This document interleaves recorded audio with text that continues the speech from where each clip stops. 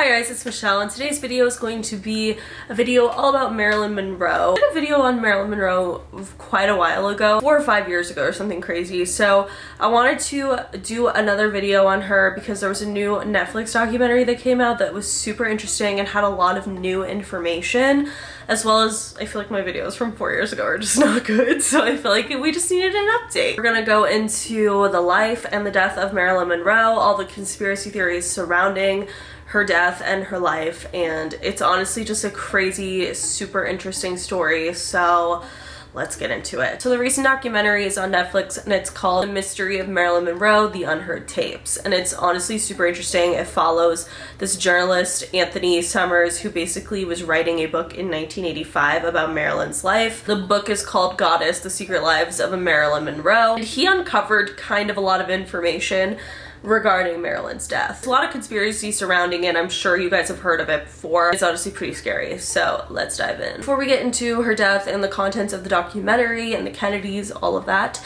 I want to talk a little bit about Marilyn's early life. So Marilyn Monroe was born Norma Jean Mortensen in Los Angeles, California on June 1st, 1926. Her mother was a woman named Gladys Pearl Baker, and her father was unknown but alleged to be a man named Charles Stanley Gifford, but Marilyn never knew him. So Gladys had kind of a really rough life by the time Marilyn was born. She had had a whole relationship with another man and children with this man. He took their kids and moved them super far away and was super abusive towards Gladys. And she just had it pretty rough, and 2 weeks after Marilyn was born, she actually decided to put Marilyn in a foster home. Gladys always did really want to be involved in Marilyn's life though, growing up. She would visit the foster home all the time, and once Marilyn was old enough, she would take her out for sleepovers at her apartment in Hollywood. Gladys also really wanted to readopt Marilyn, but the foster parents were like, no, I don't think it's right now. And when Marilyn was 7 years old, that is when the foster parents decided that Gladys should be living with Marilyn. For a while, Gladys did everything that she could to be a good mother to Marilyn. She bought a house near the Hollywood Bowl. She just seemed to really start getting back on her feet and was prepared to take care of her daughter. But in the fall of 1933, Gladys had learned that her 13-year-old son Jackie from a previous marriage had passed away of kidney disease. So this news sent Gladys into a spiral that a lot of the time made her lash out on Marilyn. In 1934, Gladys was institutionalized and diagnosed with paranoid schizophrenia. Marilyn was sadly left to the Los Angeles orphanage, and it just was super sad that she grew up in these circumstances. Once she was a teenager, she finally landed in a more permanent home with a family friend that she referred to as Aunt Anna. Around this time, Gladys actually told Marilyn that she had a half-sister named Bernice, and they began to be pen pals and form a relationship that was prominent in Marilyn's life throughout it. In 1946, Gladys was released and was able to live back with Marilyn and Aunt Anna. This, however, was a very transitional time for Marilyn because she was around 20 and she was beginning her modeling career. She was also on the verge of signing with 20th Century Fox under the stage name of Marilyn Monroe. I thought it was actually kind of interesting how she came up with this name. So Monroe is Gladys's maiden name, and the studio executive Ben Lyon was the one who actually suggested Marilyn because he claimed that Marilyn Monroe reminded him of Marilyn Miller, the Broadway star. From this point on, Marilyn was of course launched into stardom, and she became known and still is known as the most famous woman in the world. So now we're going to talk a little bit about Marilyn's involvement with the Kennedys. This is obviously pretty famous and everything is alleged. Just saying. So actor Peter Lawford, who was JFK and Bobby Kennedy's brother-in-law, he is the one who introduced Marilyn to the Kennedys. Marilyn was first introduced to President John F. Kennedy in 1954. It's of course alleged that they had an affair. Apparently, only in the spring of 1962 was when Marilyn started seeing John's brother, Bobby Kennedy. Obviously, the fact that Marilyn was having an affair with two of the highest most powerful men in the country at the time, and then she suddenly died lot of people had conspiracies about this. So first of all, I'm not saying that any of this is true.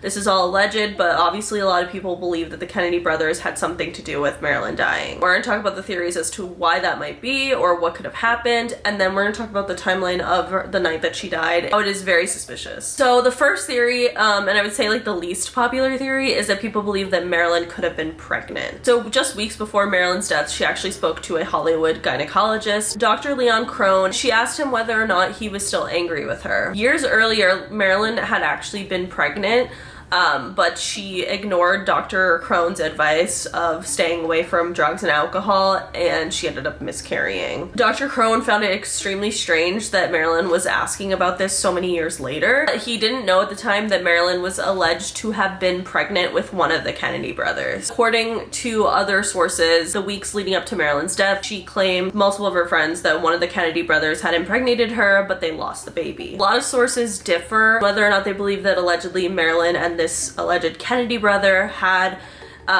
been pregnant but either had an abortion or a miscarriage, but it's a little bit undetermined whether any of it is true. I think in the sense of this conspiracy theory, it makes a little bit more sense that potentially she could have been forced into having an illegal abortion. Allegedly, Marilyn really wanted to be a mother, like so bad, more than anything. And allegedly, if this was true and she was forced to get an abortion, I could definitely see how that would be upsetting for her, considering that she wanted to have a baby. So people believe because allegedly she was impregnated by one of the Kennedys, this would not be okay to come out in any way. So she was forced to end the pregnancy, and this wanted to make her talk in the end, and that is why allegedly she was murdered. I'm not really sure I believe that theory, and we're gonna talk about a more believable theory. The most popular theory is that Marilyn Monroe just knew too much.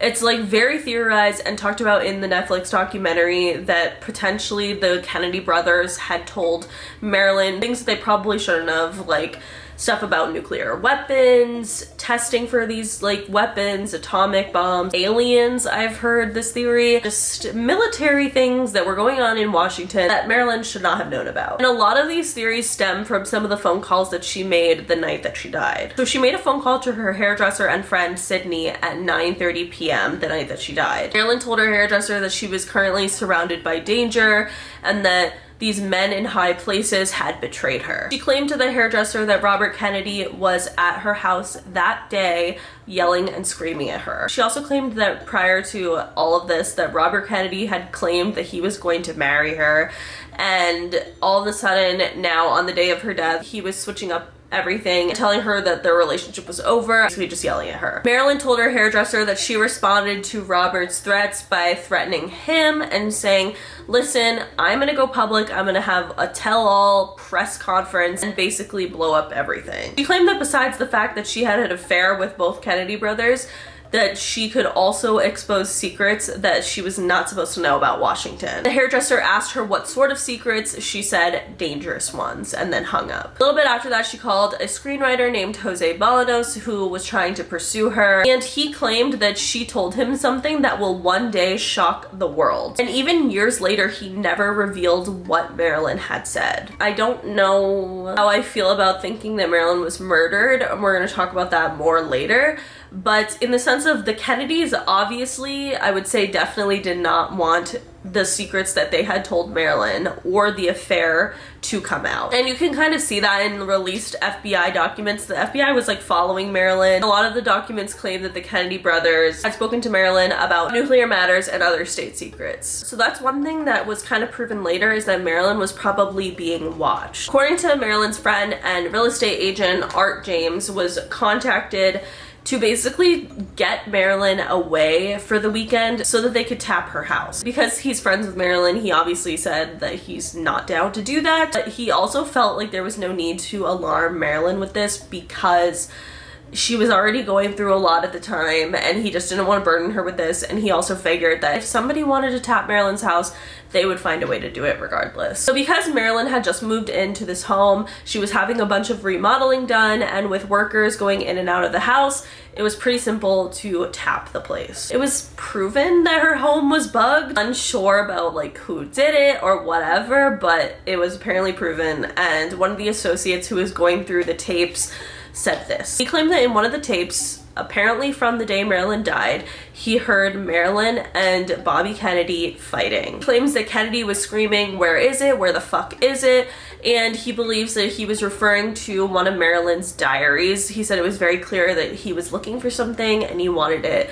And a lot of people believe that Marilyn wrote down all of the things that the Kennedy brothers had said to her in her diaries, which I feel like would make sense. What else would she write in her diaries? Like, that's what I'd be writing. He also claimed that he heard Peter Lawford, again, the Kennedys' brother-in-law, talking to Bobby Kennedy about how Bobby had to get out of town. Obviously, this is really suspicious because it is definitely proven that Bobby Kennedy was in town in Los Angeles the day that Marilyn died. He also took a helicopter to catch a plane at 2 o'clock in the morning to leave, which we'll talk about later. Something really interesting is that a former FBI agent claims that they were on site as soon as Marilyn was dead, like before anyone even knew, like the press or anything, deleting phone calls between Robert Kennedy, JFK, and Marilyn. I don't know, I just think that's weird. All right, so now we're gonna go into the timeline of the night that Marilyn died. This is the official timeline, and we're gonna talk about the discrepancies in it a bit later. Around 3 a.m. on August 5th, 1962, Marilyn's housekeeper, Eunice Murray, apparently woke up out of the blue and felt something strange, like a weird vibe. She looked and noticed that Marilyn's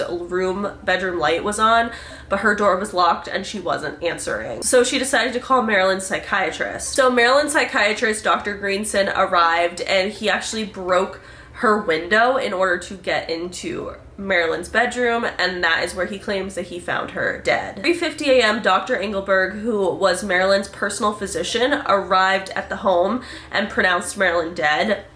Unclear, unsure why they would call a personal physician instead of calling like the police and an ambulance. That's just weird to me. Obviously, she's a 36-year-old woman. You would think that there would be a possibility of revival in some way, or like getting her stomach pumped because they claimed that they saw like sleeping pills. It just is a weird scenario. At 4:25 a.m., the LAPD arrived after receiving a call from Dr. Engelberg claiming that Marilyn had committed suicide. So her official cause of death was a probable suicide.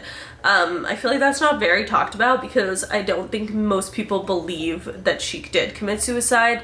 I think it's definitely a possibility, and we're gonna talk about that later too. So her autopsy basically said that she had just an incredibly high level of barbiturates in her system. It was totaling out to something ridiculous, like they said it could have been like 50 pills. So something interesting about this night is that this timeline is completely off by so many other accounts, and it just doesn't add up. The Unheard Tapes documentary actually proves a lot of the discrepancies in this scenario. I would say the biggest one was that on the night of August 4th, 1962 at around 10:30 p.m. in an interview, the wife of Marilyn Monroe's PR manager named Arthur Jacobs was the one who was actually claiming that all of this happened. She says that her and her husband were at the Hollywood Bowl when he got a note from the attendant basically saying that something had gone terribly wrong and he needed to go to Marilyn's home immediately. And this is at 10:30 p.m. and she claimed that she was dead at that point, which obviously does not line up at all with the 3 a.m. timeline. A lot of the Unheard Tapes also have voices claim that they are ambulance members that were working in the ambulance the night that Marilyn died, and they claim that Marilyn got into the ambulance alive but overdosed and passed away on the way to the hospital. But apparently the EMTs were told after Marilyn died to take her back to her home and put her in her bed, which makes no sense, but this is all alleged. Like I said before, Bobby Kennedy was in fact for sure in California that day. He had on record taken a helicopter at like 2 or 3 in the morning to catch a flight out of Los Angeles. Obviously a little suspicious, but I'm not saying it necessarily means anything. I would love to hear you guys' opinions on this. What do you think happened? Do you think that something more sinister went down? And do you think that potentially the Kennedys could have been allegedly involved? I don't really know what I think. What I'll say I think is a possibility is perhaps Marilyn had heard this news from Bobby Kennedy that he wanted to break up with her and just wanted the whole situation to be done. So she threatened to go public with their relationship and also a bunch of secrets regarding the Kennedy brothers. Obviously, I feel like it's theorized that she could have been killed allegedly for that reason. But what if she had instead decided to take her own life? Basically, maybe allegedly, the FBI, the Kennedy, whatever you want to call it, had gone to Marilyn's home once they found out that she had passed away to make sure she didn't leave anything behind that could ruin their reputation, potentially expose bigger secrets in America. I don't know. I just think that something definitely went down and something is definitely off with the timeline. I don't think it makes a lot of sense that they called her personal doctor instead of the cops. A lot of it is confusing. I would love to hear you guys' opinions, and if you guys checked out this Netflix documentary, definitely let me know your thoughts on it, and I don't know. I would love to hear. I want to talk about what Joe DiMaggio actually thinks, because Joe DiMaggio and Marilyn Monroe were married, but they ended up staying friends. Joe DiMaggio apparently said, quote, "A whole lot of Kennedys were lady killers, and they always got away with it. They'll be getting away with it 100 years from now. I always knew who killed her, but I didn't want to start a revolution in this country. I'll go to the grave regretting and blaming myself for what happened to her." He also claims that Marilyn told him that someone was going to do her in. I don't know, that aspect is kind of interesting, but I'm completely unsure. I just know something definitely either went down with trying to cover up something that Marilyn maybe wanted to leave behind, or her death in general, but I would love to hear your guys' thoughts and theories on this. Please let me know. But that is it for today's video. If you guys liked it, please give it a big thumbs up. Let me know in the comments below, like I said, what you guys thought about these. If there's any other suspicious celebrity, like true crime stories that you want me to talk about, please let me know in the comments below. That is it. Make sure you follow me on Twitter, TikTok, and Instagram, because I'm always posting really dope ass shit on there. Subscribe for new videos every week, and I will see you guys later. Bye.